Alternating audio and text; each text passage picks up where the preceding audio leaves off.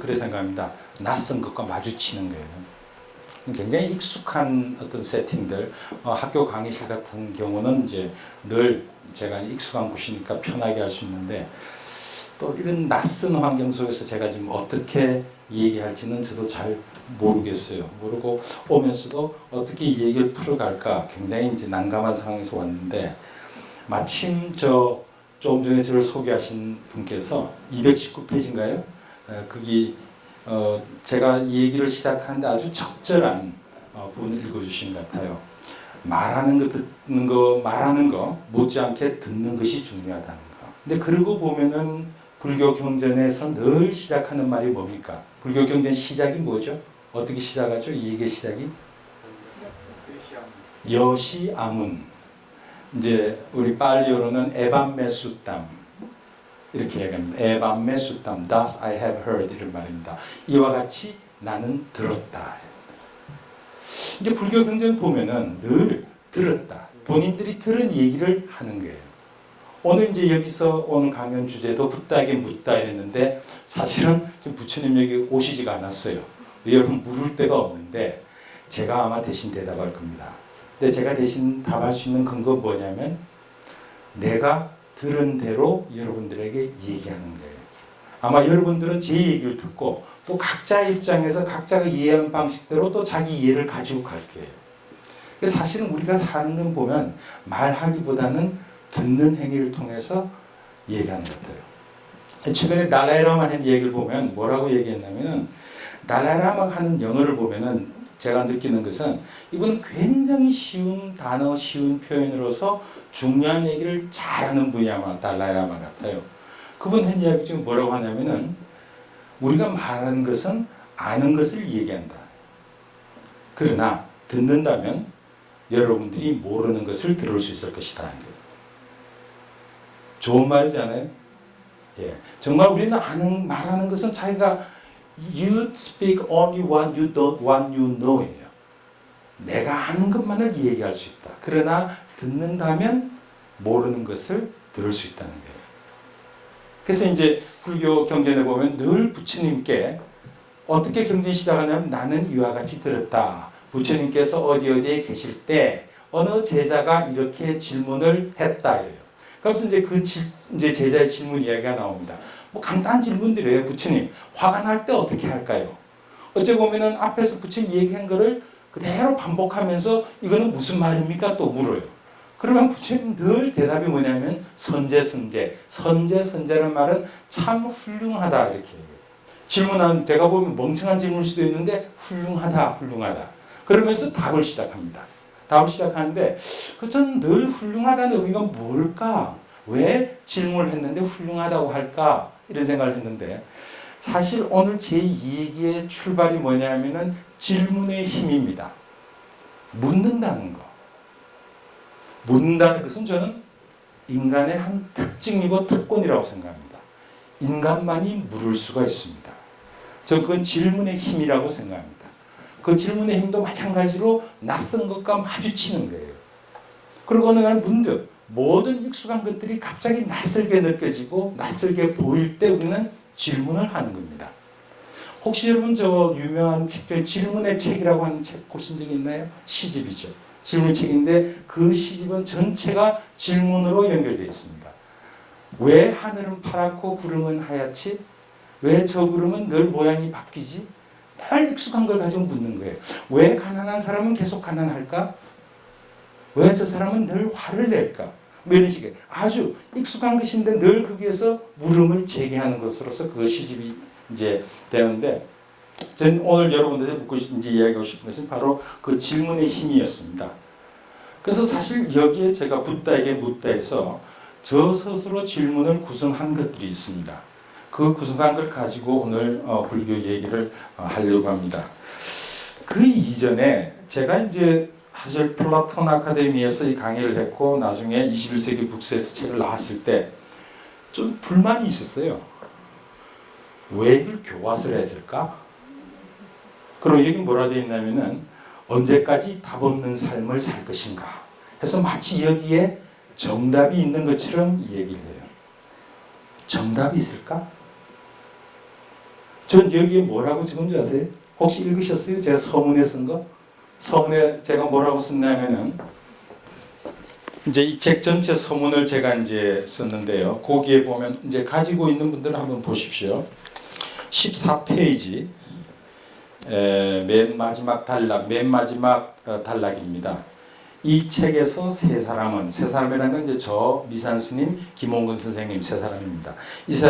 세 사람은 인생이라는 질문에 대해 자신들이 이해한 붓다의 가르침을 자신들의 이야기로 전하고 있다. 이 이야기들은 독자 여러분께 하나의 정답을 주고자 하는 것은 아니다. 독자 여러분들이 인생의 정답을 찾아가는 것을 도울 뿐이다. 모든 인생에 해답을 줄 수 있는 단 하나의 정답은 없다. 제 답은 그거예요. 정답은 없다. 우리 교과서를 하면 늘 교과서적 지식이라고 그러고 그게 정답이 하나 있습니다. 그러나 진정 우리한테 도움이 되는 건 정답이 없다는 사실입니다.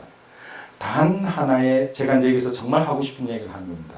단 하나의 정답을 찾으려고 할 때 우리는 자유를 상실하게 된다. 우리가 자유가 없는 것은 단 하나의 정답이 있다고 생각하기 때문에, 그리고 내 답이 답이 아니라고 생각하는 거예요. 그래서 저는 단 하나의 정답을 찾고자 할 때 우리는 자유를 상실하게 된다. 그리고 혼란이 시작됩니다. 그 혼란은 어떤 혼란이냐면은 내 스스로 겪어가야 혼란이기도 합니다. 뭐가 답일까? 뭐가 답일까? 그런데 또 한편으로 보면 우리 사회 전체로 보면은 나의 답과 저 사람의 답이 다른 거예요. 그런데 나는 내 답이 옳다고 생각하고 내 답이 옳다면 저 사람 답이 틀린 거라고 생각해요. 반대로 저 사람 답이 옳다면 내 답이 틀린 거예요. 그러니까 계속 싸우려고 하는 거예요. 네가 맞다, 내가 맞다 싸우는 거예요. 그러나 왜 우리는 복수의 옳음을 인정하지 못할까? 전 사실 어떤 면에서는 정답이 너무 많아서 혼란스럽고 정답이 많다는 거예요. 우리 사회의 여러 가지 해법을 이해하는 사람도 있습니다만 저는 거기에 단 하나의 정답이 있는 것이 아니라 어찌 보면 정답이 너무 많아서 그렇다. 자신만의 정답이 있을 것 같아요. 그리고 지금의 정답이 있냐면 또 내일의 정답이 있는 것 같아요.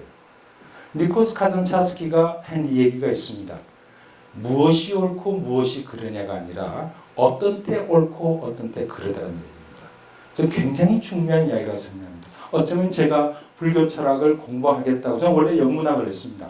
영문학을 했고 지금도 내 마지막 인생의 꿈은 소설 쓰는 거예요. 그런데 그런 문학을 참 좋아했었어요. 지금도 좋아하는데 그때 니콜스 카잔차스키의 히라빈 조르바가 제일 어쩌면 이 인도 철학을 하게 이끈 중요한 책 중에 하나입니다. 그때 저는 무엇이 옳고 무엇이 그런가, 아마 저도 20대 가장 나를 힘들게 했던 것은 무엇이든 정답이 있을 거라는 거예요. 내가 모르고 있을 뿐 어떤 정답이 있을 거라는 거예요. 그래서 뭐가 옳고 뭐가 그런가에 대한 항상 갈증이 있었는데 사실 그 구절을 읽으면서 그게 아니구나. 무엇이 옳고 무엇이 그런 것이 아니라 어떤 때 옳고 어떤 때 그르다라는 얘기예요.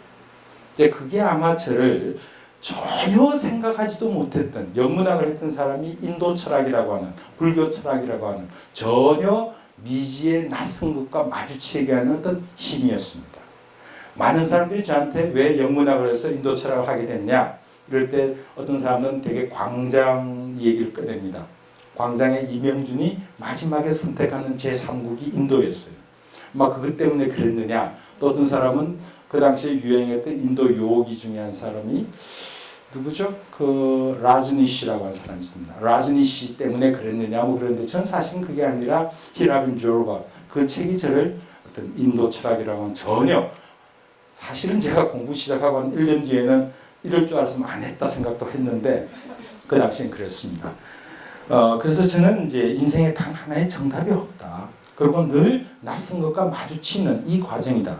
그리고 저는 또 하나 더 덧붙이고 싶은 것은 이제 불교 철학을 한 이유 어느 때 든 생각입니다. 그건 이제 불교 경전에서 붓다의 가르침에서 가장 핵심적인 것입니다. 여러분 불교의 핵심이 뭐라고 생각할지 모르지만 저는 불교의 핵심은 딱 하나라고 봅니다. 인생에 가장 확실한 게 뭔가, 우리 삶에서 부정할 수 없는 딱 하나의 진실이 있다면 그게 뭔가 하는 건데, 붓다가 얘기하는 것은 모든 것은 죽는다예요. 전 여기 인생에 대해서 많은 얘기를 하더라도 누구도 부정할 수 없는 가장 확실한 사실은 여기 있는 모든 사람은 누구나 나중에 미래에 태어날 생명조차도 누구나 죽는다는 사실이에요. 너무나 당연한 사실이에요. 근데 사실은 우리가 너무 나도 누구도 죽는다. 언젠간 죽는다라고 하는. 그리고 한 가지 더 사실이 있습니다. 언제 죽을지 모른다는 거예요. 그건 냉정하지만 엄정한 사실입니다. 그래서 죽음의 극복에 대한 많은 얘기들이 있지만 어떤 종교는 영생을 약속함으로써 죽음의 공포나 죽음을 극복하는 방식입니다. 영생이 있다. 그것도 좀 훌륭한 죽음을 극복하는 한 방식이라고 생각합니다. 그러나 또 하나의 방식은 죽음은 누구에게나 있다는 거예요. 아마 이 책에서도 제가 죽음이란 무엇인가에 계속 강조했던 것은 붓다의 얘기입니다. 누구에게나 죽음은 있다는 거예요. 근데 마치 이제 불교 경전을 보면 부처님께서 생로병사 태어나서 늙고 병들고 죽는 이 과정이 도대체 어디서 오는 거냐에 대한 어떤 극복을 위해서 출가를 해서 깨달음을 얻었다. 그럼으로써 죽음을 극복했다는데 사실은 그렇지 않아요. 붓다도 80세에 돌아가셨어요. 돌아가시기 전에는 노구의 피곤함과 그럼 길에서 살았던 분이니까 피곤하죠. 그럼 병든 몸이에요. 지쳐요. 그러면서 늘 제자들한테 그래요. 피곤하다, 지쳤다, 나도 노쇠해졌다.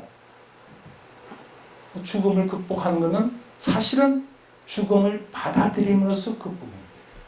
20세기 들어와서 동경대학에서 있었던 유명한 연구소가 있습니다. 생사학 연구소입니다. 생과 삶에 대한 연구소죠. 그 생사학 연구소에서 오랜 연구 끝에 내렸던 결론이 딱 하나입니다. 모든 생명은 죽는다는 거예요. 그럼 거꾸로 얘기하면 죽지 않는 것은 생명이 없는 거예요. 다이아몬드가 영원한 것은 비싸서 영원한 게 아니라 생명이 없어서 영원해요. 안 변하죠. 그러나 생명이 있는 것은 무엇이나 그 기간의 장단이 있을 뿐 무엇이나 죽는 거예요. 그래 본다면 죽음은 삶의 완성이고 삶의 특권일 수도 있어요. 그러면서 저는 인간들이 만들어 놓았던 어떤 허구적인 생각들, 허구적인 생각이 반드시 나쁜 건 아닙니다만 그 중에 하나가 뭐냐면 왜 인간이 종교를 만들었을까 이랬을 때 영원히 살기를 원하기 때문에 이래요. 그래서 저는 다시 물어봤어요. 저는 스스로 저한테 질문을 많이 합니다. 그 질문의 힘이라고 생각하는데 과연 내가 영원히 살기를 원할까 생각했어요. 끔찍하더라고요. 여러분들 어떻게 생각할지 모르겠는데 제가 80까지 산다면 한 10년 정도 더 살았으면 하는 아쉬움은 있을 것 같아요. 아버님이 76세 돌아가셨는데 아버지가 한 10년 더 사셨으면 하는 아쉬움이 있었어요. 그러나 아버지가 영원히 산다면 내가 영원히 산다면 그러려면 모든 지금 내 삶에 대한 생각이나 가치관 다 바뀌어버릴 것 같아요. 그리고 어떤 면에서는 정말 벗어나고 싶다는 생각도 할 것 같아요. 그러다 보니까 제가 무슨 영화가 있었어요. 조니 데이비 나온 영화인데 그게 무슨 해적 이야기인데 안 죽어요. 잘못해가지고 안 죽는 얘기 나오죠. 나중에 죽고 싶은 난리를 피워요. 그런 영화가 있었죠. 그리고 또 더 좋은 소설이 있습니다. 그 누구죠? 주제 사라마구라고 하는 사람 혹시 아세요? 그 영화로도 만들었던 게 있는데 눈먼 자들의 도시라고 하는 소설이 있습니다. 주제 사라마구. 그 사람이 쓴 그 다음 소설이 뭐였냐면은 죽음의 중지예요. 그 양반 늘 눈먼 자들의 도시도 뭐냐면 어느 날 한 도시에서 갑자기 이 사람이 운전하다가 여자가 눈이 멀어버려요. 그런데 이제 다른 사람들은 다 눈이 멀었는데 혼자만 눈뜬 그 상황 속에서 인간들의 군상과 인간들의 욕망 이런 문제들을 다루고 있는 소설인데 죽음의 중지도 그런 식의 아주 기발한 착상을 시작합니다. 뭐냐면 어느 날 한 도시에서 죽음이 중지되어 버린 거예요. 아무도 안 죽는 거예요. 그러니까 이제 거기가 유럽이고 국교, 캐톨릭 국가니까 교황청에서도 난리가 난 거예요. 드디어 하나님의 나라가 왔다고 선포해야 되느냐. 왜냐하면 하나님께서 약속하신 영원의 세계가 도래한 거예요. 영원한 세계가 도래한 거예요. 그래서 교황청에서도 막 난리를 피워요. 그리고 도시에서도 시장도 이걸 선포해야 되냐 말하냐 이러다가 이제 사람들이 점차 느끼기 시작하는 거예요. 죽음이 중지됐을 때 어떤 재앙이 오는 거예요. 처음엔 사소하게 장의사가 문을 닫아요. 그건 사소한 일이죠. 그러나 이게 사소한 문제가 아니에요. 이제부터. 정말 이 죽음이 중지된 상태에서 이제 모든 문제들이 발생합니다. 한번 여러분들도 진지하게 한번 생각해 보세요. 내가 정말 영원히 살기를 원하는가? 그 이제 모든 문제 생기면서 드디어 그 도시에 마피아들이 생겨납니다. 왜냐? 사람들을 이 도시 경계로만 옮겨주면 죽는 거예요. 그 도시 밖만 넘어가면은 죽음이 존재하는 거예요. 그러니까 이제는 사람들이 돈을 주고 그 시내 밖으로 나가려고 그럽니다. 그러니까 죽음이 우리는 늘 생각이 그냥 언젠가 유한한 목숨이니까 늘 영원히 살았으면 한다고 생각하지만 실은 그렇지 않다는 거예요. 인생이 유한하고 그 죽음이 사실상 언제 닥칠지 모른다는 여기서 출발하는 삶에 대한 생각은 전 다르다고 봅니다. 그건 절실하고 절박하고 뭐 열심히 살아야 돼 이것이 아니라 그냥 매 순간순간이 굉장히 소중하다는 거예요. 매 순간순간이 소중하다. 불교가 출발하고 있는 지점이 바로 그 지점입니다. 매 순간순간이 중요하다, 소중하다. 이제 그것이 명상에서 이 얘기하는 늘 here and now, 지금 여기에 집중하라는 거예요. 근데 지금 여기란 말도 제가 보기에는 굉장히 추상적입니다. 지금 제가 여러분들은 그냥 내가 말하는데 집중하고 계신 분도 있겠지만 어떤 분들은 지금 마치고 가서 뭐 할까? 아니면 미뤄놨던 일들을 지금 어떻게 해야 되나 걱정을 하고 있는 분도 있을 거예요. 그분들은 지금 사실상 여기에 집중하고 있지 않는 거예요. 그런데 지금 여기에 집중한다는 것의 의미에 대해서도 사실은 깊이 물어봐야 됩니다. 뭘까? 지금 여기에 집중한다는 것. 전 어떤 질문의 힘이라는 게 그런 거라 생각하는데 저는 지금 여기에 집중한다는 것이 무엇일까를 언제 절실하게 느꼈냐면은 지난주에 제가 그 서울대학교 행복연구소에서 교사 연수의 특강을 요청받아서 이제 갔습니다. 가는데 이제 길이 막혀가지고 몸은 차 안에 있는데 마음은 지금 서울대 행복연구소에 가 있는 거예요.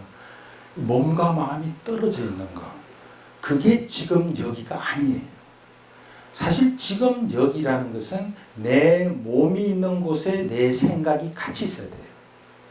우리가 얼마나 살면서 하루에도 1년에도 또 우리가 살아온 지난 생활 생각하더라도 늘 내 몸이 있는 곳에 내 생각이 있었는가를 한번 점검해 볼 필요가 있다. 의외로 here and now 굉장히 추상적인 얘기입니다. 그러나 지금 여기가 바로 어떤 의미냐면 내 몸이 있는 곳에 내 마음이 같이 있는 거. 하다못해 지금 내 옆에 있는 사람, 이 사람이 좋은 사람이면은 지금 여기 내 몸이 있는 곳에 내 마음도 같이 있어요. 근데 이 사람이 싫어요.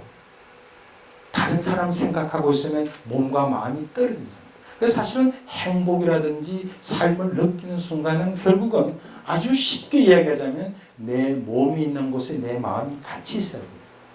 대부분 내 몸이 있는 곳에 내 마음이 있지 않고 마음이 있는 곳에 내 몸이 있지가 않아요.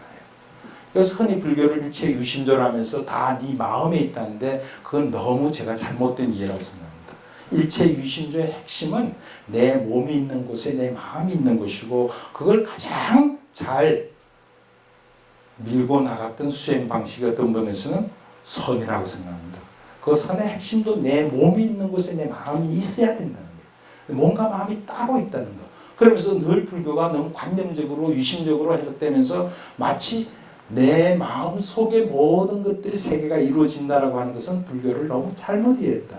그런데 그거를 한 어떤 생각을 하게 된 것들은 늘 저는 바로 질문하는 힘이라고 생각합니다. 그 질문의 하나의 중요한 것은 바로 근사절문입니다. 근사절문이라고 하는 것은 어떤 생각을 내 몸에 붙여서 내 몸 가까이에서 절실하게 묻는 거예요. 제가 논문의 주제라든지 불교의 여러 가지 얘기들을 할 때의 주요 문제는 붓다의 얘기가 맞다면 왜 이 세상은 이렇고 나는 왜 이런가라고 할 때 묻는 데서 나오는 것 같아요. 그래서 오늘 여러분들하고 얘기하려는 것도 바로 우리가 늘 생각하는 나, 세계, 이웃 이런 문제에 대해서 좀 더 다르게 생각하는 방식들, 다르게 생각함으로써 결국 얻고자 하는 것은 이 인생의 정답이 많은 것이, 정답이 하나가 아니라 여러 개고 다양한 방식으로 생각할 수 있다. 이런 것들에 대한 얘기를 여러분들하고 같이 하고 싶었습니다. 그래서 저는 이런 질문을 스스로 해본 거예요. 우선 큰 카테고리로 보자면 문명사적인 물음이 있는 것 같습니다. 불교를 어떤 특정 불교 전통 내에서가 아니라 불교 인류의 문명사 속에서 어떻게 해서 예수는 등장했고 붓다는 등장했고 공자는 다양한 여러 얘기들이 등장했어요. 여러 스승들, 여러 현자들이 등장했는데 그러한 것들은 불교에 있어서 문명사적 의미는 뭘까? 그건 저는 그런 데 대한 어떤 질문에 대한 답은 저로서 굉장히 간단해요. 뭐냐면 붓다 이전과 이후가 어떻게 달랐냐? 붓다가 등장함으로써 뭐가 바뀌었냐? 여러분들도 마찬가지예요. 여러분들이 예를 들어서 좋아하는 사람이 생기면 이 사람이 생기고 나서 내가 뭐가 바뀌었나를 보면 그 사람의 관계를 잘 알 수 있어요. 이전과 이후가 어떻게 다른가? 그런 점에서 구체적으로 묻자면은 왜 집을 떠났냐 한 거예요. 왜 시다르타는 전통적인 불교 설명에 따르면은 어느 나라의 어느 부족 국가의 왕자로 태어났고 곧 왕이 될 사람이었고 또 아기도 태어났고 예쁜 부인도 있고 부족할 게 아무것도 없는 사람인데 왜 집을 떠났나 이래요. 그랬을 때 불교 전통적인 설명은 그게 불교의 종교적 설명이겠죠. 종교적 설명은 붓다가 어느 날 소풍을 가다가 그 사문유관이라고 하는데 소풍을 가다가 어느 노인을 본 거예요. 보고는 저런 게 어떤 종류의 인간이냐 물었더니 늙는 게 저런 거다. 이런 식으로 하면서 생로병사를 목격하게 되면서 인생이란 게 이런 문제를 극복해야 되는구나. 그래서 출가했다. 이게 불교의 전통적인 설명입니다. 저는 그것이 역사적 사실은 아니라고 봐요. 역사적 사실은 아니지만 나름대로 종교적인 진실은 있다고 봅니다. 그 문제는 뭐냐면 붓다가 집을 나간 게 부인하고 싸웠거나 아버지한테 야단 맞았거나 이런 개인 사적인 이유가 아니라 인류의 보편적 문제 해결을 위해서 나갔다라고 하는 하나의 종교적 메시지 같아요. 그러나 그건 역사적 사실하고는 다른 거예요. 그래서 저는 사실은 이런 자리는 종교에 대한 얘기라기보다는 어떤 종교 사회학적인 그런 문명사적 관점에서 얘기를 하기 위해서 이 문제를 좀 얘기하려고 그러고요. 그 다음 늘 여러분 스스로도 여기서 혹시 출가를 한번 고민해 본 적이 있는지 없는지 모르겠습니다만 불교가 동아시아에 들어온 이유, 한반도에 들어온 이유, 늘 불교가 부닥쳤던 문제는 뭐냐면은 그러면 집을 떠난다고 네가 인생 문제 해결한다고 구체적인 옆에 있는 사람들, 옆에 있는 부인, 아기, 가족 여기에 대한 의무는 면제되는 건가? 결혼하기 전이라 모르겠지만 결혼한 사람이 성인이 애 아빠가 집을 나가는 게 어떻게 정당화될 수 있는가? 이런 어떤 근본적인 또 문제들이 있습니다. 그냥 불교 전통식으로 우리 부처님이니까 알아서 했겠지. 그게 아니죠. 좀 더 구체적으로 묻고 싶은 게 이런 겁니다. 그런 점에서 바로 붓다 이전과 이후의 세상이 어떻게 바뀌느냐 이런 문제에 대해서 문명사적 관점에서 불교의 의의는 무엇인가 이런 문제였습니다. 그래서 오늘 주로 제가 얘기하려고 하는 것은 요 세 가지 점을 중점으로 얘기하고 그 외에 여러분들 스스로도 한번 묻고 싶고 또 여러분들 스스로 어떤 답을 한번 생각해보는 이런 과정에서 제가 제기하는 문제는 바로 인간과 세계에 관한 물음들입니다. 그래서 이런 질문들이 있고 그 다음에 다시 왜 2000몇백 년 된 불교를 지금 다시 소환해서 붓다에게 묻느니 어쩌니 하면서 불교를 다시 소환하느냐. 왜 불교에 다시 관심을 가지느냐. 이 질문은 나한테 드는 질문이기도 하고 동시에 사실 서양은 지난 2000년간 기독교 중심의 문명을 이루어왔고 상당히 성공적인 문명을 이루어왔습니다. 어떤 면에서 보자면 지난 1000년은 기독교 문명이 인간의 문명을 끌어왔던 주류 종교였습니다. 그리고 대단히 훌륭한 점도 많은 종교입니다. 그런데 왜 지금 21세기 지금 와서 서양인들이 자신들의 전통과 전혀 다른 새로운 낯선 불교에 대해서 관심을 가지느냐. 사실 미국에 있어서 불교의 붐은 놀라울 정도입니다. 여러분 아시다시피 스티브 잡스가 결혼을 불교 사원에서 스님이 주례해서 결혼했습니다. 그러니까 미국에서 불교란 건 여러분들이 불교라면 그냥 할머니들의 종교 내지는 그냥 템플 스테이 하는 곳 정도로 생각하시지만 그런 굉장히 올드한 좀 젊은 사람이 믿기에는 뭔가 조금 아닌 것 같은 이런 생각을 하지만 사실 유럽이나 서양에서 불교는 일종의 커팅 엣지입니다. 첨단의 어떤 문화로 받아들이고 있습니다. 이제 미국에서 말하는 여피라든지 여피들이 가장 좋아하는 게 채식식당이고 채식식당에 늘 티벳 만달라나 불교적인 어떤 걸로 데코레이션 다 그 안에 그게 돼 있죠. 인테리어가 돼 있죠. 그리고 소위 지금 미국에서 가장 프로페셔널들이 좋아하는 패션 형태가 미니멀리즘이라는 건데 미니멀리즘의 원조가 바로 불교 사원입니다.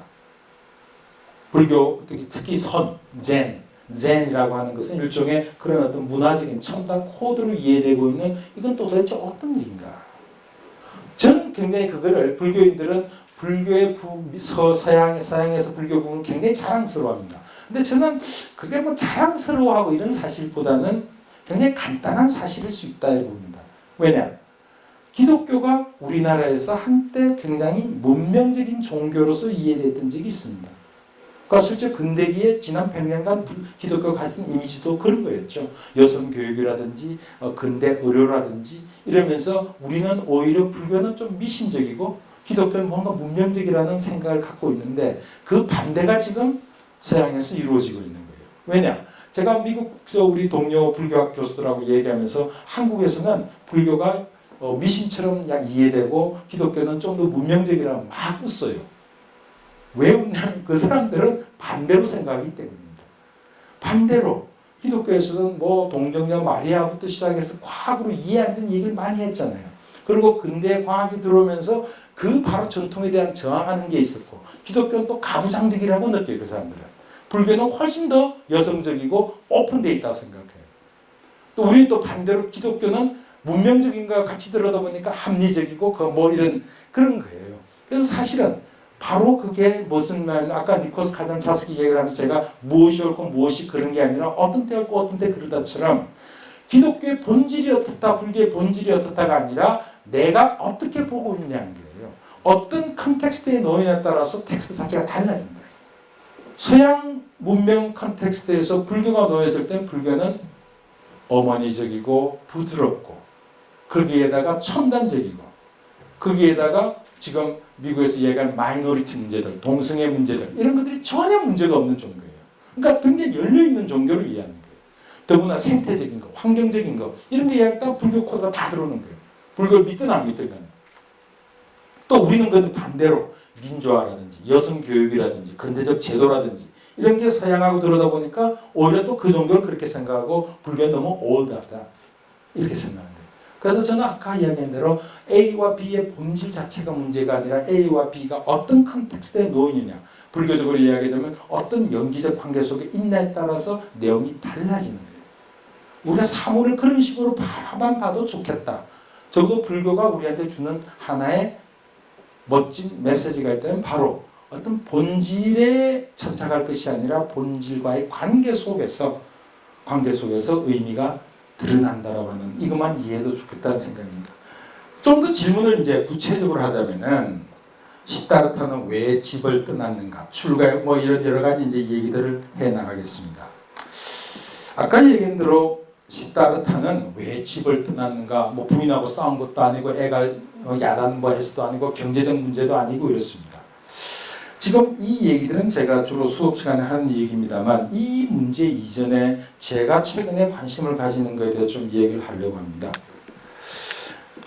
서양 문명에서 지금도 미국의 대학에 신입생이 입학하면 반드시 읽히는 고전들이 히랍 고전들입니다. 그만큼 이제 그 사람들의 어떤 문명적인 코드에 녹아 있고 그 문명을 끌어오는 힘이라고 생각했던 것이 히랍 고전들인데 그 중에서도 가장 읽히는 게 일리아드와 오디세이입니다. 우리도 오디세우스를 읽지는 않았지만 그래도 이름은 알고 있죠. 그리고 예를 들어서 인생은 여정이다. 인생은 모험이다. 이런 어떤 비유적인 메타포들도 결국은 오디세우스에서 오는 얘기예요. 오디세우스 이야기는 굉장히 단순한 얘기입니다. 어떻게 보면은 이타카라고 하는 아주 작은 도시에 한미한 귀족인 오디세우스가 트로이하고 아테네에 전쟁하는데 참여합니다.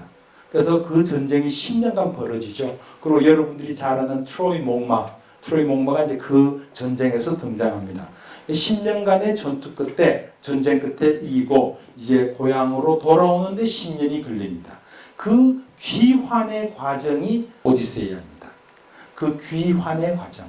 그러면서 인생은 결국 삶이란 여정이다라고 하는 메타포가 바로 거기서 시작합니다. 그리고 그 과정에서 보면 이 사람은 집을 떠나가지고 여러 유혹들을 받습니다. 그리고 여러 좋은 제안들을 여러 좋은 어떤 삶의 어떤 풍요로움이라 그럴까? 심지어 어떤 아주 예쁜 여신이 너 나하고 살면 신으로 영원히 살게 해주겠다. 영원히 살게 해주겠다. 약속했음에도 불구하고 집으로 돌아옵니다. 왜 돌아올라 했을까요? 그 마침 돌아와서는 부인의 부정만 알게 되죠. 그러면서 이제 얘기하는 과정이 오디세이아입니다. 되게 오디세우스 이 얘기가 만들어진 게 한 기원전 9세기 정도로 봅니다. 9세기 정도의 인간들이 가지고 있던 하나의 문명적 코드가 거기에 들어져 있습니다. 뭐냐? 사람은 재화를 얻기 위해서 혹은 인생의 경험이라도 좋겠습니다. 무엇을 얻기 위해서 밖에 나가서 일하고 집으로 돌아옵니다. 그러니까 인생의 어떤 기본적인 생각들을 인간이 문명을 쭉 이루어나가는데 보면은 소위 노매드라 해서 유목적인 전통들이 있습니다. 그 유목적인 전통은 뭐예요? 한 장소에서 한 장소로 옮겨 다닙니다. 옮겨 다니고 그러나 돌아오지는 않습니다. 우리가 돌아오는 정착적인 문명 코드를 가진 게 대개 지금 말하는 기원전 9세기 정도로 보고 있습니다. 그때부터 우리는 지금까지 재화를 획득하고 경험을 위해서 집 밖을 나가지만 반드시 돌아옵니다. 어떤 사람은 아침에 나가서 저녁에 돌아오고 어떤 사람은 1년 전에 나가서 1년 후에 돌아옵니다. 해외 출장을 가든지 밖에 나가도 다시 돌아옵니다. 이 돌아온다는 것. 그게 얼마나 우리한테 깊게 각인되어 있냐면요. 제가 미국 유학을 가서 미국에서 교수가 됐어요. 그럼 거기서도 월급이 나오고 우리 가족 애들도 있고 집사람도 다 있었어요. 그럼에도 불구하고 늘 어떤 생각 속에 살았냐면 전 그때 그런 표현을 썼습니다. 미귀한 군인 같다는 느낌. 미귀대한 군인. 미귀 군인이 어떤 거냐면은 지금 전쟁터에 나갔는데 지금 원대 복귀를 못하고 있는 어떤 사람이에요. 뭔가 일을 마치지 않았다는 느낌. 그건 한국에 안 돌아온다는 그것 때문에 그런 거예요. 사실 모든 것들이 그냥 내가 연구자로서 연구할 모든 여건이 갖춰졌음에도 불구하고 뭔가 집으로 돌아오지 않는, 한국에 돌아오지 않았던 사실 자체가 늘 나를 불편하게 만드는 거예요. 그게 뭐냐면 그만큼 밖에 나가서 돌아올 곳에 대한 생각들이 내 몸 깊이 각인되어 있는 거예요. 아마 지금 여러분들도 집에 아무리 가기 싫은 사람도 오늘 밤은 안 갈 수 있었고 한 달 동안 안 갈 수 있어도 결국 돌아오는 어떤 지점들을 생각할 거예요. 근데 가끔씩 정말 돌아갈 곳이 없는 분들이 있어요. 저는 그거를 그냥 단순히 하나 시사적 용어로, 역사적 용어로 생각하다가 얼마 전부터는 이거 정말 심각한구나 생각한 게 바로 실향민이란 말입니다. 실향민이란 말은 나가서 돌아오지 않는 거예요. 그런데 오디세우스에서 이야기가 결국 뭐냐면은 어떠한 자기에게 부귀영화가 약속된 데들도 돌아가야 된다는 그 문명 코드예요. 기본적으로. 그리고 그 과정을 오디세우스는 바로 자아를 찾는 길이라고 생각한 거예요. 내가 어느 여신이 나한테 어떤 것에 대한 약속을 하도록 나는 돌아가야만 자아가 완성된다고 생각하는 것들이 기본적인 이해기 구도란 말이에요. 그런데 이것이 기원전 9세기입니다. 그러니까 900년 정도 됐죠. 그런데 바로 그 이타카 그리스로부터 그리 멀리 떨어져 있지 않는 인도, 또 시기적으로도 한 300~400년밖에 안 떨어집니다. 300~400년 후입니다. 그러니까 붓다의 활동 시기가 대개 기원전 5세기에서 6세기로 보고 있습니다. 이제 붓다라는 사람이 등장해서, 시다르타라는 사람이 등장해서 집으로 돌아오라가 아니라 집을 나가라는 거예요. 목적은 똑같아요. 불교가 제자들에게 출가를 권하고 본인이 출가하고 집을 떠났던 목적은 똑같아요. 목적은 자아를 찾기 위해서요. 한 사람은 집을 나가라 그랬어요. 한 사람은 집으로 돌아와야 된다고 생각했어요. 오디세우스는 집으로 돌아오는 것이 자아를 찾는 과정이라고 생각했어요. 그리고 유한한 인간의 목숨을 가지고 유한하게 살더라도 집에 돌아오는 것이 나의 자아를 찾는 길이라 생각했기 때문에 돌아오는 거예요. 그런데 붓다는 반대로 아니 나가야 된다. 집을 나가라는 거예요. 그래야 진정한 자아를 찾을 수 있다고 해요. 저는 우리 문명 코드에는 이 두 가지 집을 나가는 문화와 집으로 돌아오는 이 문화가 둘 다 코드되어 있다고 생각해요. 둘 다 우리에게 각인되어 있습니다. 근데 요즘 제가 느끼는 건 뭐냐면 요즘 20, 30대에서 중요한 것은 집으로 돌아오는 문명 코드가 아니라 집 밖으로 나가는 이 문명 코드가 훨씬 더 익숙할 수 있겠구나라고 생각합니다. 최근에 등장하는 노매디즘이라든지 이런 얘기들이 그거예요. 그러니까 제가 제 후배들을 보더라도 혹은 친척 동생들을 보더라도 이 친구들은 홍콩에 잡을 잡았어요. 그러면은 굳이 돌아오겠다 생각 안 하는 것 같아요. 거기가 또 살 곳이에요. 저는 사실은 건강한 문화는 이 두 개가 다 교차될 수 있어야 된다. 제가 왜 이렇게 얘기하냐면은 한국인들에게 대단히 지금 잘못된 생각, 제가 뭐 이런 좀 어폐가 있습니다. 이런 표현은. 그러나 우리가 지금 굉장히 잘못 생각하고 있는 어떤 고전적인 얘기가 뭐냐면은 수신, 제가, 치국, 평천하라고 하는 얘기입니다. 아마 여기 계신 분들 무슨 말인지 다 아실 거예요. 우선 내 몸을 닦고 가정을 제대로 다스리고 그래야 이 나라를 다스릴 수 있고 천하를 평온하게 할 수 있다. 그러니까 우리의 어떤 행동 양식이나 행동 방식은 바로 나로부터 동시문적으로 확대해 가는 것이다. 아마 교과서에도 그렇게 표현되어 있는 것 같아요. 근데 그게 너무나 당연한 것처럼 보입니다. 실제로 유교는 대단히 귀환하는 문화예요. 유교는 기본적으로 집 중심입니다. 집이죠. 그게 수신제가 치국평천을 하지만 집은 그게 핵심은 집이에요. 그런데 이것이 어떤 부정적인 면이 있는가에 대해서는 우리가 한번 생각을 해봐야 됩니다. 말하자면 지 하나 변변한 지 목도 못하는 사람이 사회적인 운동을 한다든지 뭐 옛날 같으면 저희 세대 같으면 데모를 한다든지 이러면은 대뜸 나오는 말입니다. 막 수신 제가 치고 평천해. 네 몸 하나도 안 되고 네 가정 하나 건사 못하는 놈이 무슨 사회를 위해서 일하느냐. 그러면 정말 거의 대부분이 깨갱입니다. 왜냐? 너무나 그게 맞는 얘기로 코드가 되어 있는 거예요. 그러나 나, 가정, 사회 이 세 개가 이렇게 동시문적으로 확대되어 있지 않습니다. 이것이 나, 가정, 사회, 세계라는 걸로 코드가 되어 있으니까 어떤 문제가 생기냐면은 내가 내 자식한테 해주는 얘기와 옆집 애한테 해주는 얘기는 다른 얘기예요. 더 확대해서 이야기하면은 내 가정, 우리 되게 한국에서 공직자들이 어떤 문제를 일으키고 나면은 늘 얘기가 내 자식 때문에, 내 가정 때문에 이런 얘기를 합니다. 그리고 되게 용서받습니다. 내 아이고 자식 그 문제 어떡하겠어 이럽니다. 그러나 우리 엄밀하게 생각해 본다면은 가정이라고 하는 나의 작은 울타리라고 하는 이것이 모든 것의 사회적인 비윤리적인 행위나 사회적인 어떤 무관심을 정당화해주는 어떤 곳이 되어야 되겠나 하는 거예요.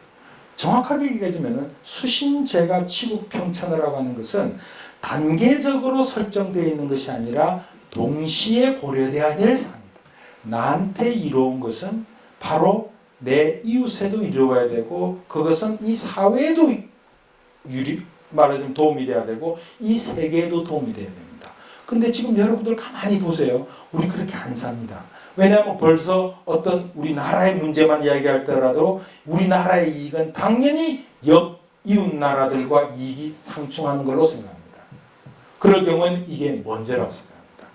또 어떤 사람들이 애국을 생각하고 이 사회를 생각하는 얘기를 하면서 늘 하는 얘기가 멸사봉공, 나를 죽여서 이 세계에 기한다는 거예요.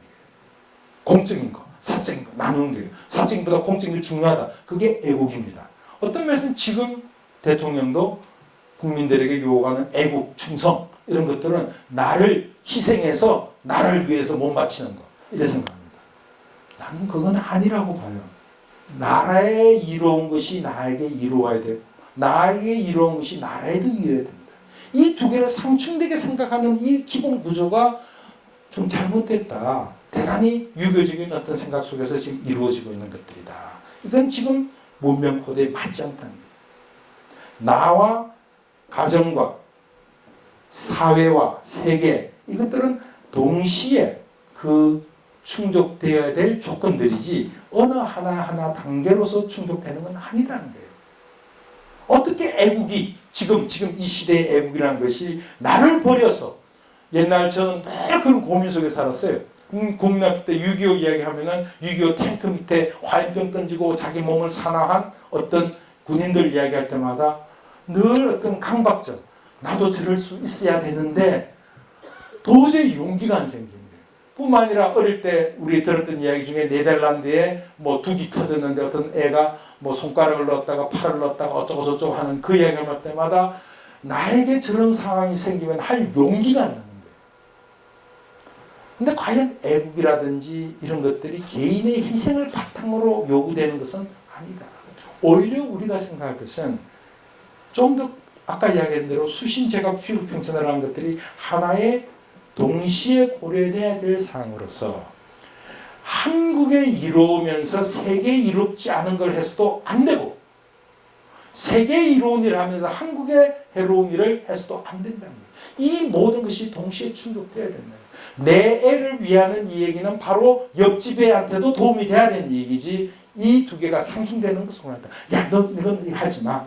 지금 이게 우리가 지금 살아가는 모습이다. 그건 정말 잘못됐다. 그건 사와 어떤 공이라는 문제를 너무 경계를 분명히 나왔던 이런 문제인데 붓다의 경우에는 집을 떠나라는 거예요. 집을 떠나라고 하는 이 얘기는 뭐냐면 나의 생물학적인 어떤 그걸 혈연이라 그러겠죠. 이것을 넘어선 보편적 사랑의 실천이라고 생각해요.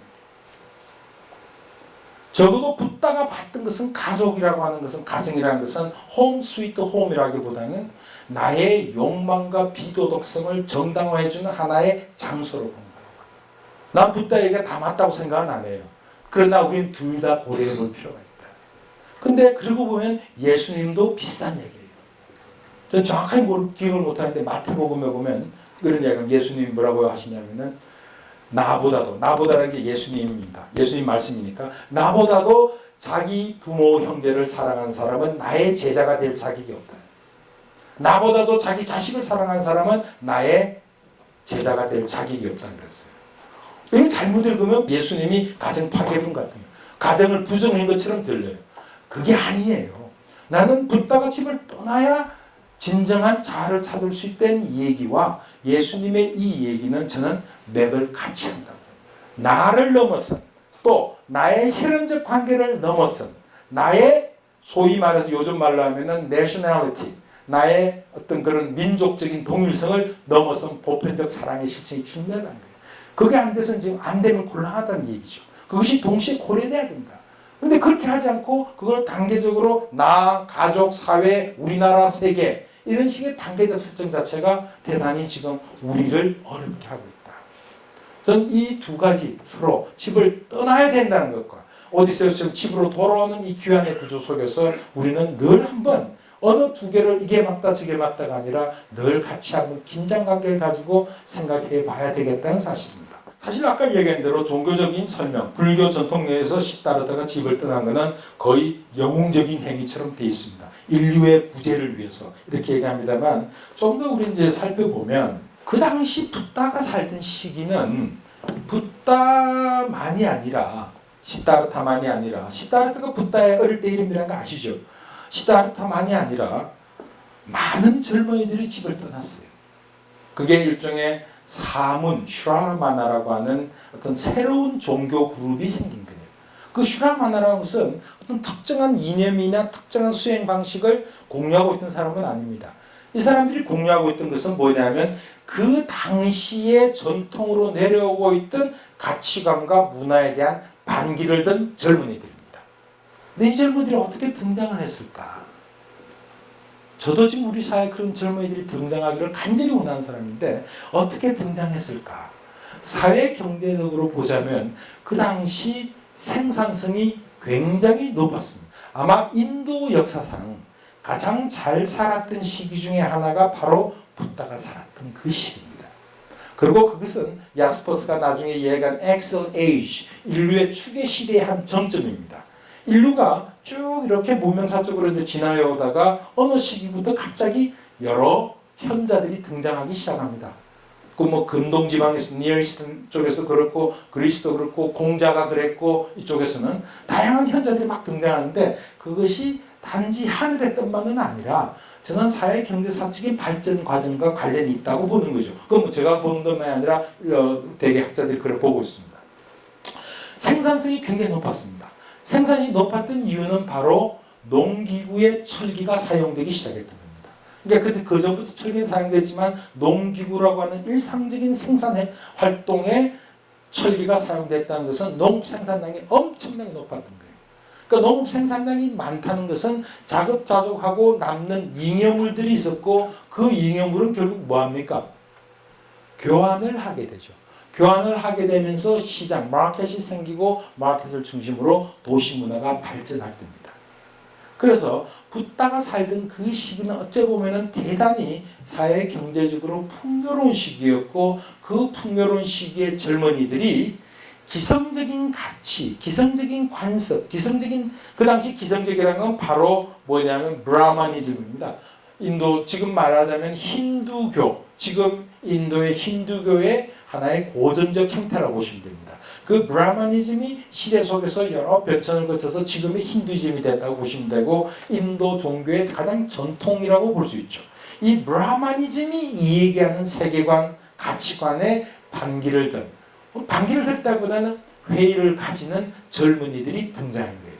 등장하면서 이 젊은이들이 이제 집을 나가서 혼자 혹은 몇몇 그룹이서 자기의 문제의식을 가지고 여러 종교적인 어떤 것들을 만들어가는 이 시기가 바로 붓다의 시기였습니다. 그러니까 붓다도 그 많은 젊은이들 중에 한 사람이었죠.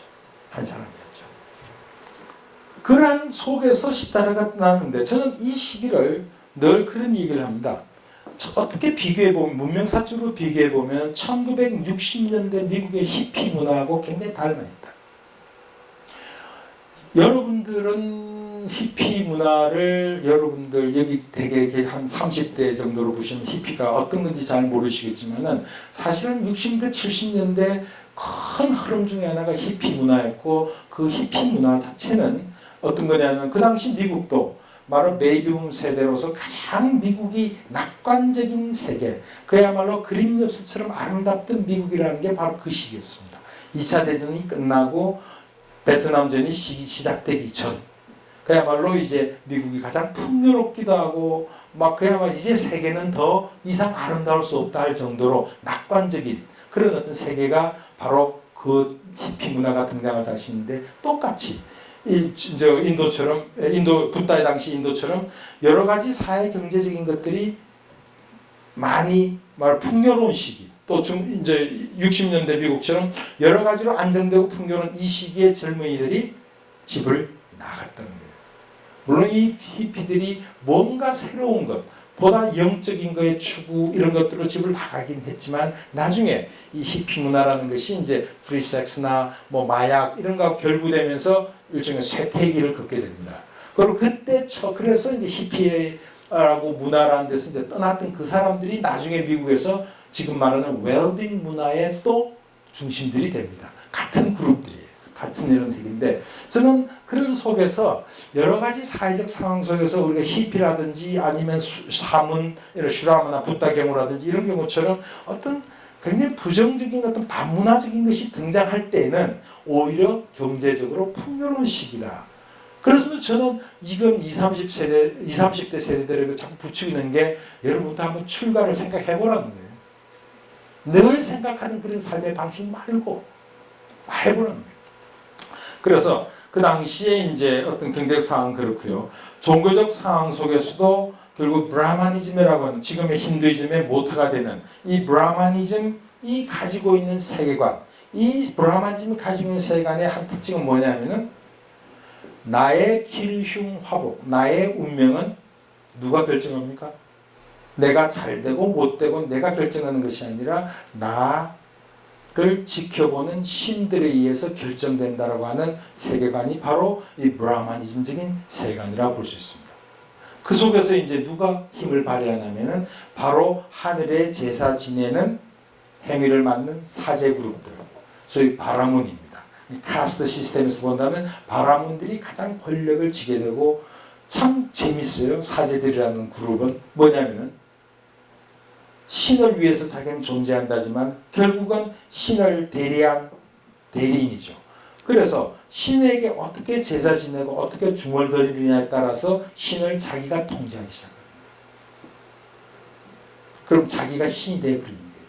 이런 어떤 속에서 어떤 새로운 종교 문화의 시작으로서 사문들이 등장했고 붓다는 그 중에 하나였다. 주로 자유사상가들입니다. 자유사상가라는 것은 아까 얘기한 대로 고전적인 힌두이즘에서 고전적 힌두이즘, 그러니까 브라마니즘을 이야기하는 그런 세계관이나 가치관을 그대로 받아들이기보다 뭔가 새로운 것을 추구하고자 하는, 보다 말하자면 자기의 정답을 찾아가고자 하는 이 사람들의 여러 가지가 있었습니다만 그 중에 하나가 바로 윤회의 문제였습니다. 그러니까 윤회라고 하는 것은 불교적 세계관에서 출발하는 것이 아니라 이미 불교가 등장할 당시부터 인도가 가지고 있던 하나의 세계관이었습니다. 그리고 그건 인도만이 아니라 실은 인간이 삶에 대해서 생각할 수 있는 여러 방식 중에 하나, 어떤 종교에서는 피조물로 이 세상에 나와서 살다가 다시 하나님의 세계로 돌아간다고 이런 어떤 세계관을 가지고 이 삶은, 현생에서 삶은 처음이자 마지막의 기회라고 생각하는 그런 어떤 세계관이 있냐면은 불교 같은 경우에는 불교 이전에 인도 어떤 그룹에서는 이제 끊임없이 트랜스마이그레이션, 끊임없이 윤회하는 어떤 세계관을 가지고 있었고 그건 인도만이 아니라 사실은 피타고라스도 윤회적인 세계관을 가졌습니다. 피타고라스도. 그런 점에서 이제 우리가 생각할 수 있는 여러 경우들 중에 하나라고 볼 수 있죠. 그래서 왜 윤회하는가? 왜 윤회하는가? 왜 윤회하는가? 또 윤회에서 벗어나는 것은 어떻게 벗어날 수 있는가? 소위 해탈을 어떻게 얻을 수 있는가? 이런 문제들이 자유사상가들의 문제였다고 볼 수 있습니다. 그 다음에 그 당시 자유사상가들의 문제식 중에는 뭐냐면 윤회를 한다라고 하는 것은 왜 윤회하는가에 대한 일반적인 생각들은 뭐냐면 우리의 행위는 반드시 어떤 결과를 낳는다는 거예요. 행위를 하면 반드시 결과를 놓고 그 결과를 우리 업보라고 그러죠. 그 업의 결과로서 윤회를 한다는 거예요. 그래서 이제 우리의 행위와 그 행위의 결과 간의 관계가 어떻게 되느냐 이런 거 있는데 여러 답들이 나옵니다. 자유사상가의 답들이 나오는데 붓다의 경우는 핵심적인 것은 또 붓다가 이 세상에 공헌한 기여한 중요한 것으로서는 바로 행위와 결과 간의 도덕적 인과관계가 있다라고 하는 거예요. 저는 지금도 그런 얘기를 많이 합니다. 당신이 불교인이냐 아니냐 라고 결정하는 것은 그 업을 믿느냐 안 믿느냐의 차이라고 생각합니다. 전 기독교인이 아니기 때문에 기독교인이냐 아니냐를 기준은 기준이 뭔지는 모르겠어요. 대륙 이야기할 때 동정녀 마리아의 탄생을 해서 믿느냐 하나님이 구조 이런 답들이 질문들이 있을 거예요. 그럼 굉장히 핵심적인 교리니까 그걸 물을 거예요. 근데 불교 경우에는 저는 대개 불교에서는 그럽니다. 삼귀를 하느냐 안 하느냐 이러지만 그건 전통적으로 구성된 얘기들이고 보다 핵심은 행위와 결과 간의 도덕적 인과관계를 믿나 안 믿냐. 제가 가끔씩 우리 학부학생들 수업할 때 그런 질문을 합니다. 자, 지금 스위스 뱅크에 해킹을 해서 독재자가 맡겨놓은 돈 한 1,000만 불을 빼낼 수 있다. 할래 안 할래?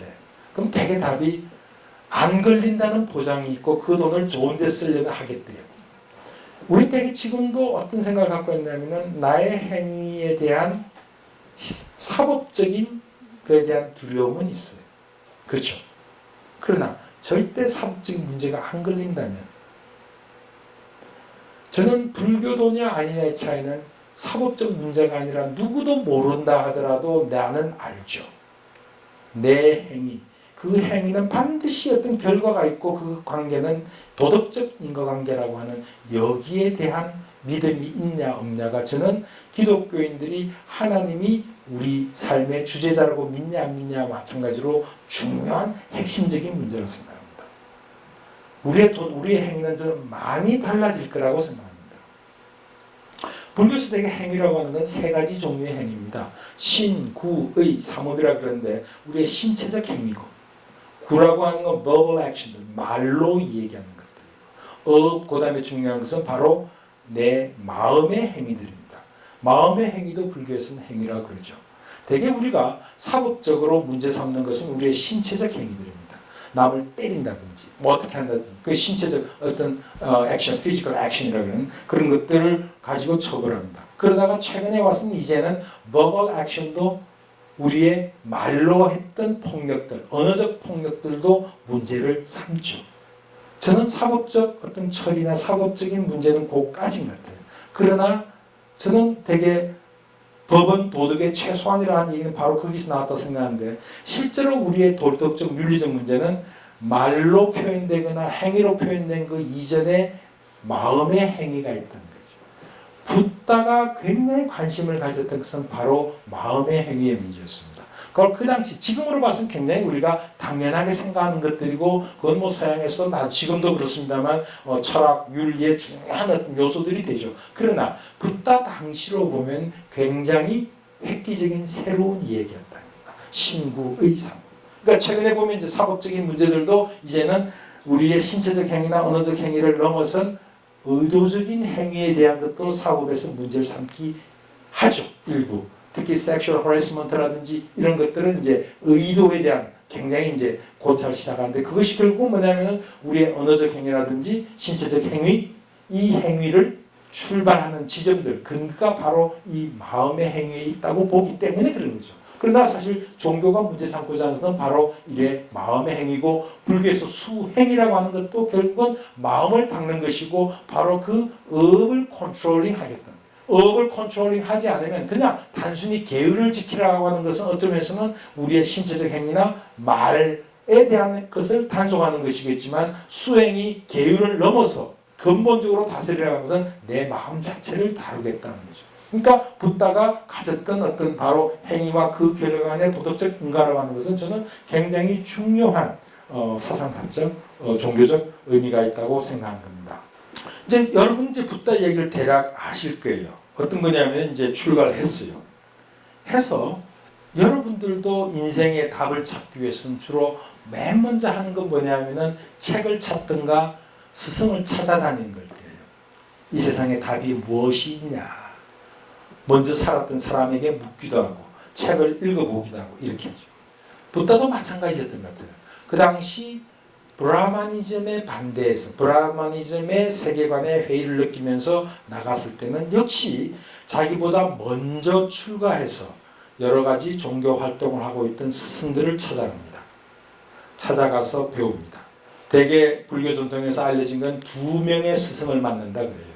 맨 처음 어느 스승을 만나서 결국 그 스승 밑에서 배운 명상법입니다.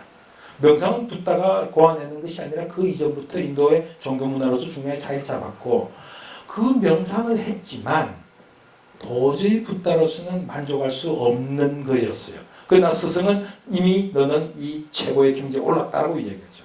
그래서 또 다른 스승을 찾아갑니다. 그 다른 스승을 찾아가도 만족할 답을 얻지 못합니다. 그 당시 인도 종교 문화에서는 대개 이제 그거죠. 전통에 대한 브라마니즘을 믿지 않으면 스승을 찾아가서 스승을 배우든가 아니면 나머지 방법이 하나 더 있습니다. 뭡니까? 지금도 인도 사람들이 많이 해요. 고행입니다. 사실 고행은 또 인도 문화만은 아니에요. 여러분들도 스스로 뭘 잘못했으면 화가 나면 밥을 굶어버리죠. 밥 굶는 거. 고행이라고 하는 건 어떤 사람들의 생각이 있냐면요. 그건 불교 전통만이 아니라 기독교 캐톨릭 전통에도 많죠. 육체적인 괴롭힘을 통해서 정신적 정화를 얻고자 하는 욕망들입니다. 그래서 마찬가지로 붓다는 그 당시에 자 스승들 찾아가서 배우면 만족스럽지 않아요. 이제 남은 것은 고행입니다. 고행을 했어요. 아마 여러분들이 그런 불상을 봤을 거예요. 저 간다라 쪽에서 파키스탄 라호르 박물관에 있는 여기에 그야말로 빨래판 같은 게 2개 있을 정도로 피골이 상접한 형태의 붓다. 사실 그 붓다는 인도 쪽에서만 발견됩니다. 그쪽 간다라 지방에서만. 왜냐하면 동아시아 전통에서는 위대한 현자가 그렇게 깡마른 모습으로 있을 수가 없어요. 퉁퉁한 붓대요. 배 나오고. 그러나 그쪽 전통에서는 그런 고행의 전통을 굉장히 높이 평가한 것 같아요. 그 실제 불교 전통에서 보면은 그렇게 바짝 말라서 여기 배가죽이 등가죽에 붙어있는 이 상태의 사람은 결코 지혜를 얻지 못한 붓다입니다. 붓다가 아닙니다. 부처가 안 된 상태예요.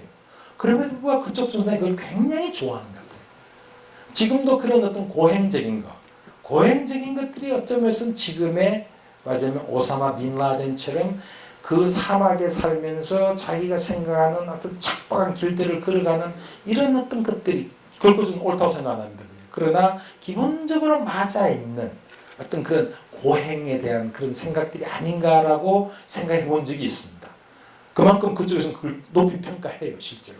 그래서 이제 그런 사실 붓다도 그런 고행을 했습니다. 정말로 그야말로 뭐 불교 경전에 보면 그렇죠. 일주일에 조사 한 톨 먹고 지냈다 뭐 어쨌다 하는데 고행은 굶는 게 제일 1차적인 고행입니다. 잠 안 자는 게 2차적인 고행입니다. 세 번째가 뭔지 아세요? 씻지 않는 거. 씻지 않는 건 옆 사람한테도 고행했지만 혼자 있는 본인한테도 고행이에요. 고행을 했어요. 그리고 소위 그 고행의 모습을 보면 그야말로 그 당시 인간이 도달할 수 있는 뭐 극한 지점까지 갔다고 그래요. 그런데 붓다가 고행을 그만둡니다. 실제로 앞에 스승한테서 붓다가 빨리 성장하는 걸 보고 그 스승 밑에 있던 5명의 어떤 사람들이 붓다가 그 스승을 떠나서 고행을 시작할 때 따라왔다고 그럽니다. 그러고는 야, 저 사람 위대한 사람이 될 것 같아 하면서 그 위대한 스승이 탄생하기를 옆에서 기다리고 있었어요. 그러니까 고행을 하는데 같이 하죠. 옆에서 같이 하고 있죠. 쳐다보고 이제 지켜보고 있는 거예요. 근데 붓다가 고행을 하다가 이 길이 아니라고 생각해요. 그리고 대개 불교 경전에서는 이래 이야기합니다. 그 부분이 굉장히 중요한데 어릴 때 경험을 떠올랐대요. 어릴 때 아버지하고 어디 행사를 어디를 갔다가 거기에서 어떤 새가 벌레를 쪼아먹는 장면을 보고 쇼킹한 어떤 경험을 했다고 그래요. 이제 아마 종교적인 예민한 감수성이 있는 사람이니까 뭐 어떤 그야말로 벌레가 곡괭이에 찍혀 나오고 그 벌레를 또 새가 물고 가고 이런 장면을 보면서 뭔가 어떤 전율을 느꼈나 봐요. 뭔가 생각이 확 이렇게 왔던 것 같아요. 그러고는 혼자 외딴 곳에 가서 깊은 생각에 잠겼다는 거예요. 어릴 때. 그럴 때 그 어릴 때 깊은 생각에 잠겼을 때 느꼈던 일종의 행복감 같은 것들을 떠올렸다는 거예요. 그러면서 그때는 밥을 굶지도 않았고 그냥 몸과 마음이 평온한 상태에서 어떤 사유에 깊이 들어갈 수 있었는데 지금은 내 몸을 이렇게 괴롭히고 내가 굶고 아무리 해본들 정신적 정화에 도움이 안 된다는 생각을 했다는 거예요. 그러고는 고행을 그만둡니다. 그러고 내려가서 아까 이야기한 대로 몸을 안 씻으니까 몸 씻고 이러는 가운데 이제 어느 한 수자타라고 하는 어떤 어떤 소녀한테서 우유죽을 받습니다. 받아서 우유죽을 먹고 다시 몸의 원기를 몸 건강을 회복해서 다시 앉아서 깨달음을 얻는데 일주일 딱 걸립니다. 그래서 드디어 위대한 붓다가 탄생한다 이러는데 사실 저는 인문학적인 관점에서 생각할 때 붓다의 위대함이라고 하는 것은 깨달은 순간이 아니었어요. 제가 생각할 때 붓다의 가장 위대한 점은 고행을 그만두었을 때라고 생각합니다. 두 가지 이유였습니다. 우리가 어느 길을 가다가 이 길이 아니라고 판단하고 돌아서는 용기는 굉장히 중요한 용기입니다. 정말 힘들어요. 그런데 왜 못 그만두냐면은 아직 내가 좀 덜 노력했다라고 하는 생각이 있어요. 조금 더 뭔가 여기보다 더 열심히 해보면 하는 이게 있어요. 그렇지 않을까요? 왜 우리 되게 그만두지 못하는 게 그거예요. 또 제가 왜 그 고행을 그러나 붓다는 정말 자신이 생각하는 어떤 인간의 극한까지 갔다는 자신감이 있으니까 그만둘 수 있다는 생각이에요. 그야말로 지독하게 해봤기 때문에. 제 친구 중에 그런 친구가 있었어요. 어떤 여자를 정말 지독하게 따라다니고 어느 날 탁 돌아서더라고요. 근데 돌아설 수 있는 거는 왜 돌아서냐면은 정말 해볼 때까지 다 해봤기 때문에 그래요. 근데 대충 해본 사람은 계속 집중되는 거죠. 그런데 왜 또 이제 그 이유 외에도 제가 왜 위대하다고 생각하냐면 사실 붓다로서는 그 이전에 전통적인 가르침이나 가치관을 회의를 느끼고 떠났어요. 떠나서 그 당시 사람들이 가던 길이라고 하는 고행의 길 아니면 명상의 길이었어요. 다 해봤어요. 그러면 남은 길은 어디 있어요? 길이 없는 거예요. 내가 결심하고 노력한데도 결국은 대개 선배들이 갔던 삶, 다른 사람들이 갔던 삶을 가요. 아까 제가 출가 뭐 하라고 농담했지만은 출가는 남들이 갔던 길이에요. 민주화 투사가 돼서 열렬한 투쟁을 해서 그야말로 산화한다더라도 그 길도 같은 길이에요. 우리 대개 같은 길을 선택하고 있는 거예요. 그러나 정말 위대한 순간은 뭐냐면 길이 없는 가운데 그만둔 거예요. 길이 없는 길이에요. 그래서 사실은 제가 좋아하는 시 구절이 뭐냐면은 황지우의 내 마음속 지도 별자리라는 시가 있습니다. 그 시에 보면은 길은 가면 뒤에 있다 이래요. 우린 되게 길은 뭐예요? 앞에 있다고 생각하고 앞에 있는 길을 가요. 길을 선택하고 길은 앞에 늘 있다고 생각해요. 그러나 정말 인생의 길은 길이 앞에 없는 거예요. 길이 저도 마찬가지입니다. 저도 앞으로 내가 3개월 뒤, 6개월 뒤, 1년 뒤 어느 길을 걸어가 줄지 저 모르겠어요. 그러나 내가 50몇 년간 걸어왔던 길은 돌아보면 있어요. 여러분들 삶에서도 마찬가지일 거예요. 여러분들이 지난 30년간 걸어왔던 길은 있을 거예요. 돌아보면. 앞에는 없어요. 사실 길은 없는 거예요. 길은 돌아보면 있는 거예요. 앞에 없는 거예요. 그게 황지우 씨의 내 마음속 지도 별자리 한 구절은 길은 가면 뒤에 있다 그랬어요. 가면 뒤에 있다. 그것도 연을 탁 바꿔 길은 하고 연을 탁 바꿔가지고 가면 뒤에 있다. 전 그 구절이 그렇게 멋있더라고요. 사실은 그게 사막의 여행자를 묘사하고 있는 것 같아요. 사실 사막의 여행자라고는 자기 앞에 길이 있는 게 아니라 길을 만들면서 가는 거고 길은 돌아보면 있는 게 사막의 길일 거예요. 사실 저는 삶도 마찬가지라고 보고 그러나 대단히 실천하기 어려운 거예요. 근데 붓다는 바로 그만두었다는 거예요. 그걸 나중에 붓다가 중도다 하는데 저는 그래서 중도를 뭐 고락의 중도다 뭐 이런 얘기하는데 그것보다는 인문학적으로 해석하자면은 그야말로 없던 제3의 길이라는 거예요. 지금 우리 인류 문명도 마찬가지입니다. 지금 한국 사회도 지금 보면 한국이 늘 따라왔던 길들이 있습니다. 소위 경제 선진국들의 길을 따라왔어요. 따라왔는데 이제 이 시점에서 보면 이제 경제 선진국을 또 지금 자신들의 길이 흔들리고 있는 상황이고 우리가 더 따라가야 될 모델들은 별로 안 보이는 거예요. 이제 길이 없는 상황이에요. 늘 앞에 있는 길을 쫓아가는 사람은 쉬워요. 없는 길, 그게 진짜 길인데 이제 그게 어렵다는 거예요. 아마 여러분들은 마찬가지일 거예요. 제가 여러분들 20, 30대에 미안한 게 뭐냐면 저는 늘 앞에 있는 길만 쳐다보고 왔어요. 그리고 행복하게 왔어요. 편안하게 왔어요. 근데 지금 20, 30대는 보니까 앞에 길이 없는 거예요. 길이 없는 거예요. 왜냐하면 우린 저성장이라고 하는 이런 새로운 패러다임은 일찍이 지난 100년간 경험하지 못했던 거예요. 저성장은 다른 게 아니죠. 내 자식이 나보다 못 살게 되는 시스템이 저성장이에요. 우리 부모님들은 뭐 본인들은 전쟁 겪었다, 뭐 식민지 겪었다 하면서 굉장히 훈장처럼 생각하지만 그분들은 행복했어요. 왜냐하면 늘 조금씩 나은 삶을 살아왔어요.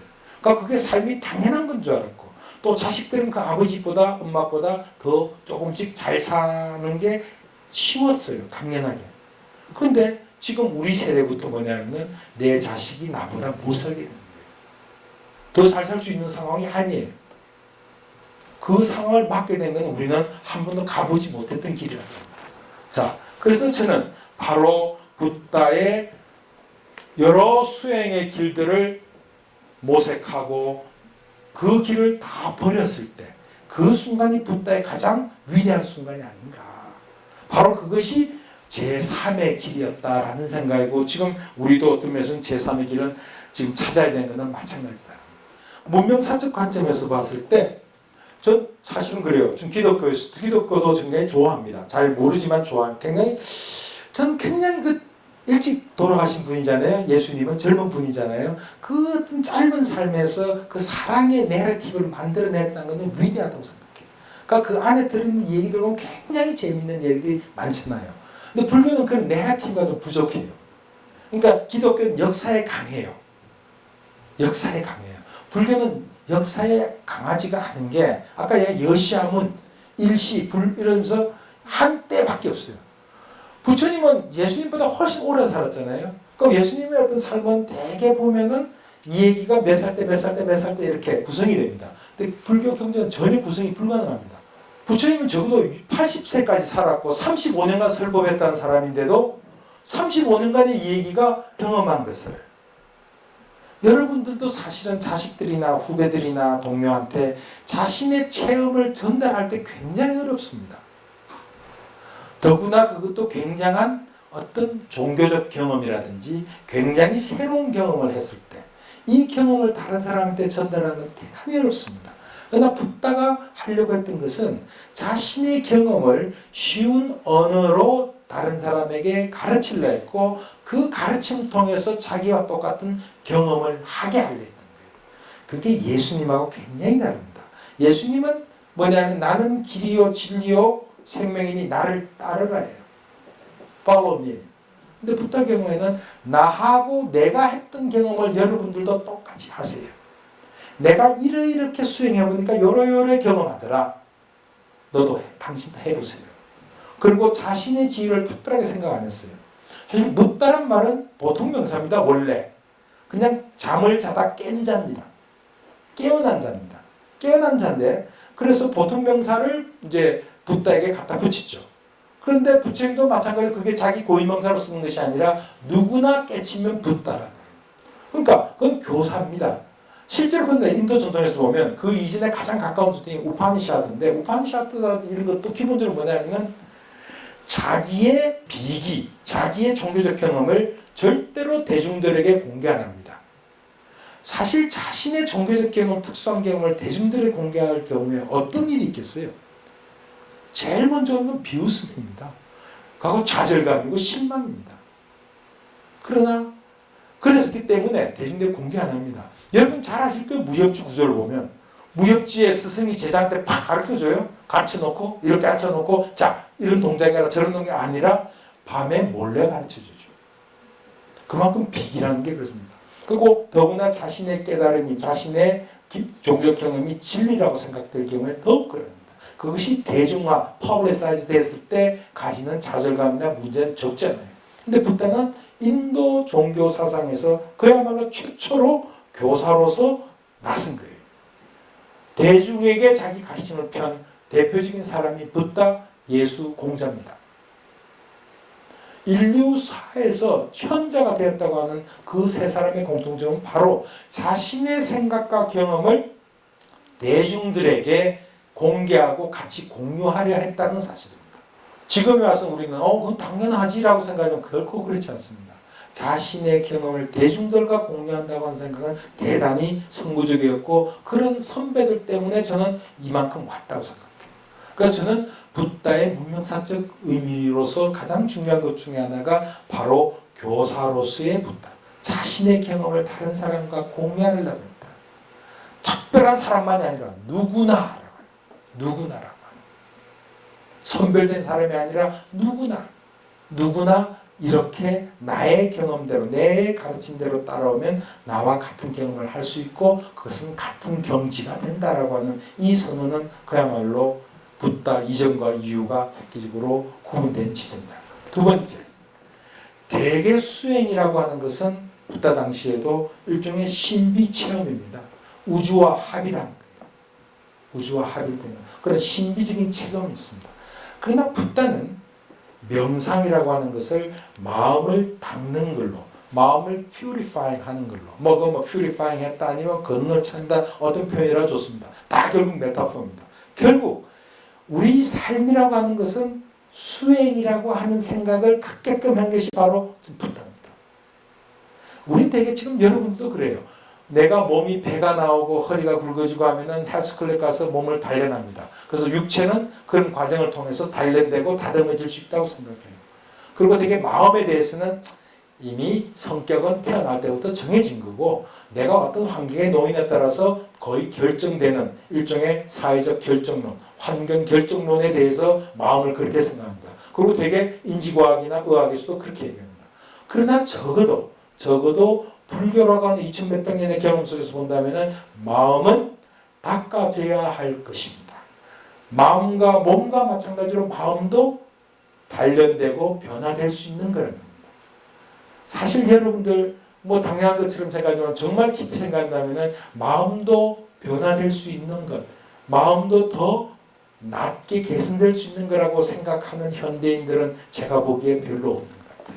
좀 불교가 종교라는 걸 떠나서 모든 사람에게 도움이 된다면 그것은 아마도 마음 또한 몸과 마찬가지로 개선될 수 있고 변화될 수 있는 것이라에 대한 거라고 생각합니다. 전 스님들이 뭐 이래 하면은 뭐 조상께서 뭐 극락한다 그거 안 믿어도 좋습니다. 단 하나가 불교가 우리 인류 문명에 기여한 바가 있다면 그것은 마음은 몸과 마찬가지로 바뀔 수 있는 것, 개선될 수 있는 것, 나아질 수 있는 것, 지금보다 더 향상된 내가 있을 수 있다라는 데 대한 믿음 같아요. 저는 그건 종교적이라기보다 저는 그야말로 종교 너머에 있는 어떤 이야기 같습니다. 그래서 저는 마음 또한 몸과 마찬가지로 더 나은 향상된 나가 있을 수 있다는 것. 이것이 난 불교의 중요한 메시지가 아닌가 생각합니다. 세 번째, 명상 전통이 뭐 동양만이 아니라 서양에도 많았고 서양에도 묵상 전통이 이렇게 많습니다. 근데 붓다의 명상 아주 독특한 게 있습니다.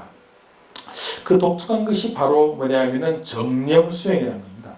정념이라고 하는 것이 뭐냐면 바른 기억 이렇게 표현하기도 하는데 내 마음을 here and now 현재에 집중하는 그 현재에 집중하는 건 뭐냐면 결국은 뭐예요? 내 몸이 있는 곳에 마음이 같이 있는 거예요. 우리가 24시간 동안 우리가 혹은 깨어있는 12시간 동안 내 몸과 마음이 얼마나 함께 같이 있을까 생각해보면 사실상 몸과 마음이 함께 있는 시간 굉장히 적어요. 그리고 정념 수행은 몸과 마음이 함께 할 수 있게끔 도와주는 수행의 방식들입니다. 그거는 불교 이전에 인도 고유의 명상 정도가 구별되는 불교 전통입니다. 그 하나를 제가 설명드리고 오늘 강의를 마치기로 하겠습니다. 자, 1975년 샌프란시스코에 있는 젠 센터에서 불교 수행자와 인도 요가 수행자 두 사람을 초청했습니다. 초청해서 그리고 보통 사람 한 사람을 앉혀놓고 이제 실험을 했습니다. 이 사람들에게 명상을 시작하라고 합니다. 그러니까 보통 사람은 명상하는 방에 앉아 있는 거죠. 앉아 있고 불교 수행자 앉아 있고 요가 수행자가 이렇게 있는 가운데 이 사람들에게 전부 여기에다가 이제 EEG 테스트를 해서 말은 뇌파 검사를 이제 시작했습니다. 그래서 뒤에서 이 사람 명상한 사람 뒤에서 박수를 칩니다. 박수를 딱딱 치고 이 뇌파가 스크린에 어떻게 나타나는지를 봤어요. 그래서 지금 바로 이 세 개의 스크린입니다. 자, 여러분 보시기에 인도 요기, 그 다음에 불교 수행자, 그 다음에 보통 사람. 여기에서 불교 수행자가 어느 쪽인 것 같아요? 자, A, B, C 중에 A라고 생각하잖아요. 자, 이 이제 모니터가 얘기하는 것은 간단하죠. 이거는 그야말로 죽은 상태입니다. 아무 반응이 없는 상태예요. 아무리 밖에서 소리가 쳐도 플랫하다 그러죠.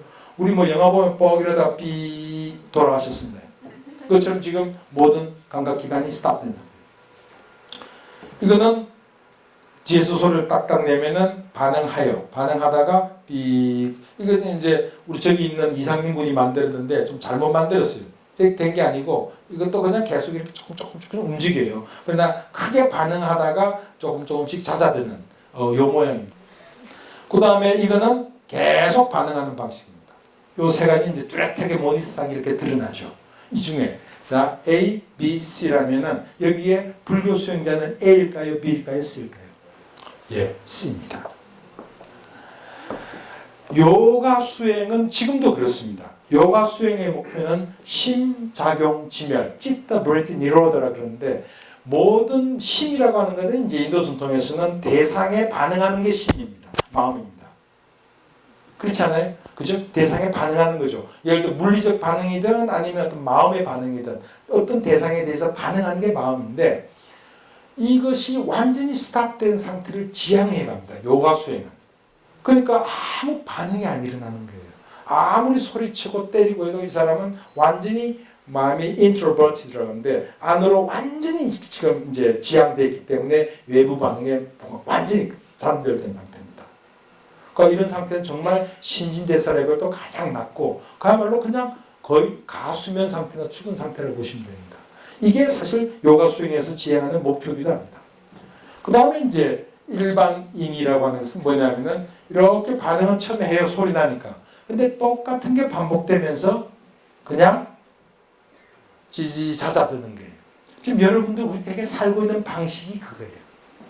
살고 있는 방식이 뭐냐면은 뭔가 새로운 충격이 딱 오면은 감각이 오면은 반응을 했다가 그것이 동일하게 지속되면은 거기에 반응의 강도가 약해지는 거예요.